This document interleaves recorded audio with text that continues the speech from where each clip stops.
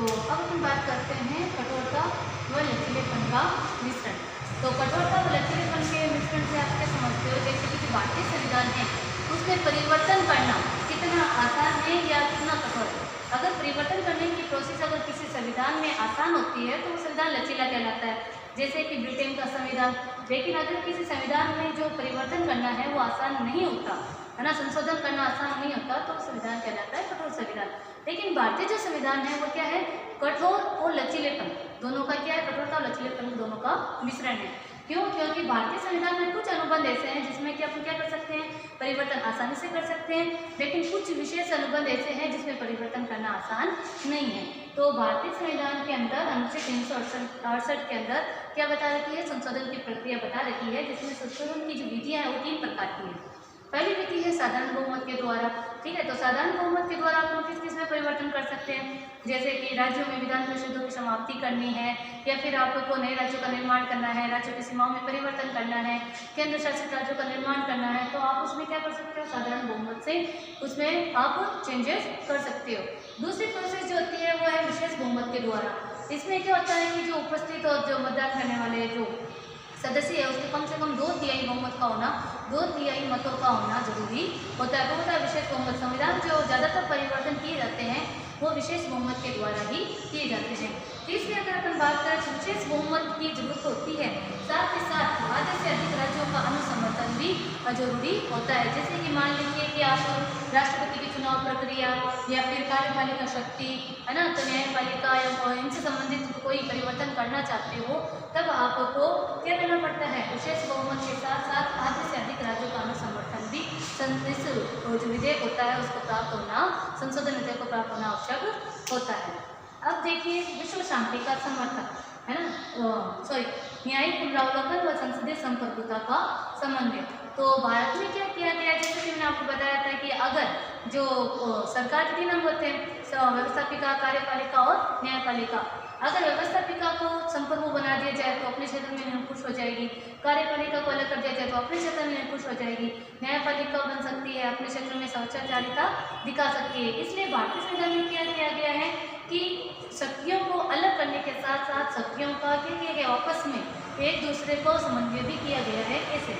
जैसे कि भारत में क्या है कि अगर जो संसद है, संसद को कहा जाता है कि ज़्यादा शक्तियाँ मिली हुई है, संसद की संप्रभुता के बारे में बताया गया है, लेकिन साथ ही साथ संसदीय संप्रभुता पर रोक लगाने के लिए न्यायपालिका को एक अधिकार दिया गया है, न्यायिक पुनरावलोकन, जिसके बारे में मैंने आपको अभी बताया है। मान लीजिए कि जैसे कि भारत में संसद को संप्रभु बताया गया, मतलब संसद चाहे जिस क्षेत्र में कानून बना सकती है, बदलाव कर सकती है ना, तो इसके साथ ही अगर संसद चाहे तो महाभियोग प्रस्ताव के द्वारा राष्ट्रपति को पद से हटा सकती है, सर्वोच्च न्यायालय के जो न्यायाधीश होते हैं उनको पद से हटा सकती है, नए राज्यों का निर्माण कर सकती है, राज्यों का विघटन कर सकती है।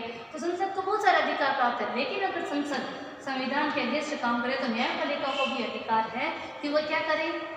न्यायपालिका को अधिकार है कि न्यायिक पुनरावलोकन शक्ति के द्वारा संसद की संप्रभुता पर या संसद की जो स्वेच्छाचारिता है, संसद का अपन बोल सकते हैं, संसद जो बनना चाह रही है निरंकुशता पर रोक लगा सकती है। तो इस प्रकार दोनों प्रकार की शक्तियों का हमारे भारतीय संविधान में समावेश किया गया है। अब देखिए विश्व शांति का समर्थक अनुच्छेद 51। तो नीति निर्देशक तत्वों में जो आता है अनुच्छेद 51, उसके अंदर बताया गया है कि भारत क्या है? विश्व शांति का समर्थक है। कि भारत किसी भी अंतर्राष्ट्रीय क्षेत्र में, जैसे आप दूसरे देशों में क्या करेगा?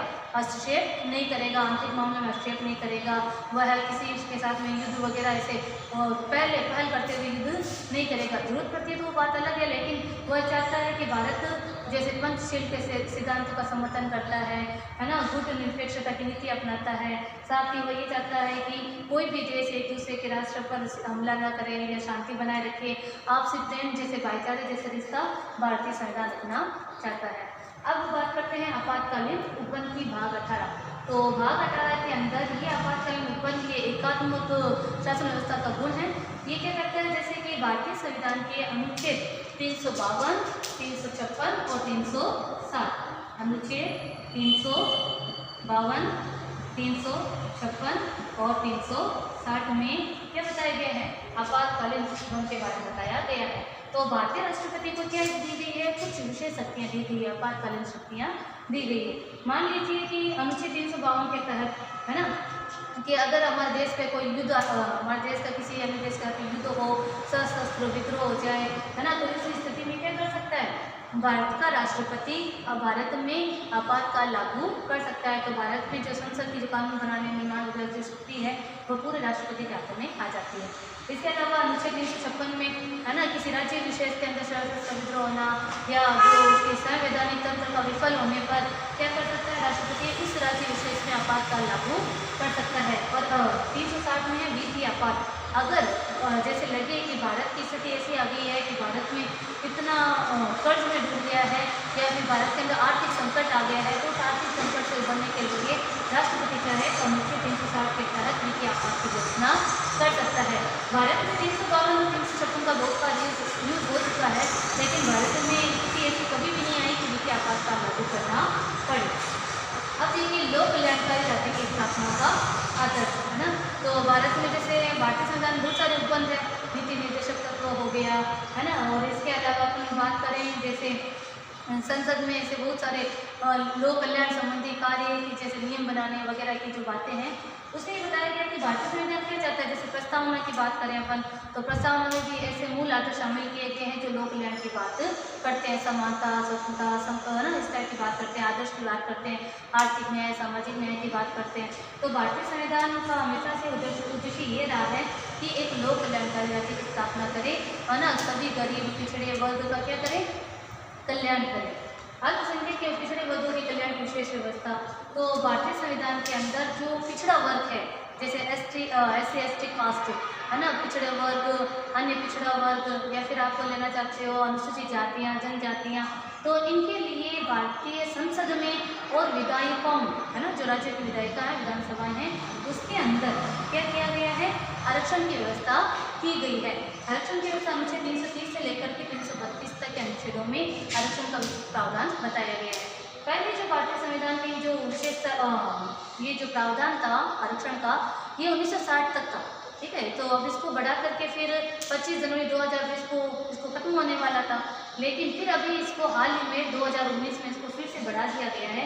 2019 में 126वां संवैधानिक संशोधन हुआ है ना, 2019 में।